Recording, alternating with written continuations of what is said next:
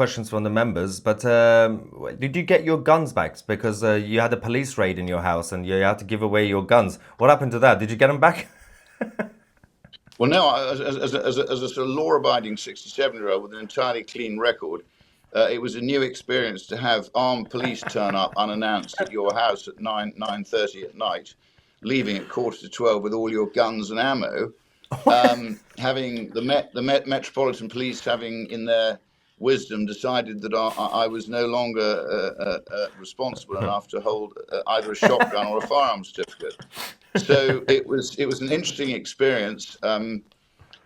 Four policemen, three cars, each with two guns, body armor, cameras, you name it, the whole lot. So like your Bin Laden. It's almost what I call police intimidation, because I did agree the day before that I would voluntarily place them somewhere else, but they clearly decided that a bit of lawfare was what I needed to sort of soften me up a bit and make me respect the British Yeah. establishment. Well, now that I know the number of police officers that came to your house, now I can officially confirm there were fewer forces that went to Yahya Sinwar's tunnel that police officers came to your house. So that's interesting. Now, just a quick Well, couple of... I have asked them. I have asked for my guns to be returned as quickly as they were taken, but whether that will Yeah. happen, we'll see. Yeah. Okay, just a quick couple of things. Blocks of, we're going to go to some of the members from the Tousi TV Plus. A lot of people are eager to hear plans about the alternative to reform. My main question, though, is if this new plan will include uniting other parties on the right, such as UKIP, for example, or others. What the people need is somewhere to focus their energy.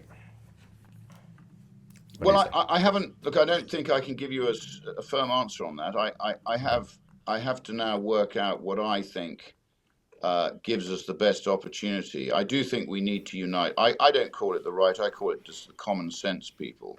The British media is run by what I call do-gooding liberals.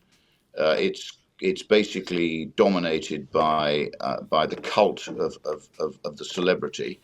And even if people are very good at acting in front of a screen, that doesn't make them sound either politically or indeed mentally. So I think I've got to give it some thought now and work out how between now and 2029 I can make the biggest difference. I think, as you say, uniting is got to be the key theme, whether that's through policy. Or whether it's through, loose associations. I think what one's got to do is find a focus that will deliver the professional structures that I think we must have. A business can't succeed if it doesn't have a finance director and a sales director and, all of the necessary skills that are going to deliver what is necessary.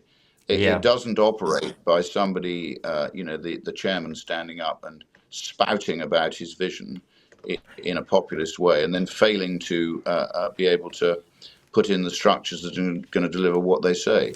So look, I've got to give it some thought now, and I don't think I can answer you definitively, but whether that's part of an existing party, whether it's setting up a new party, whether it's bringing parties together, I don't rule anything out or anything in, but I've got to try and find something that's going to be able to make a difference by 29, because as I say, that's I think the deadline for delivery. Yeah, we definitely need more business-minded people to actually get the concept that even a government is like running a corporation. Thank you so much. I don't want to hold you now because you've got to run to the next meeting. But hopefully we can have you back on the channel soon with more plans and visions, I guess, right? Absolutely delighted to do that, and really appreciate you taking such an interest in what we're doing. Thank you very much, Rupert Lowe, for coming on the channel. Okay.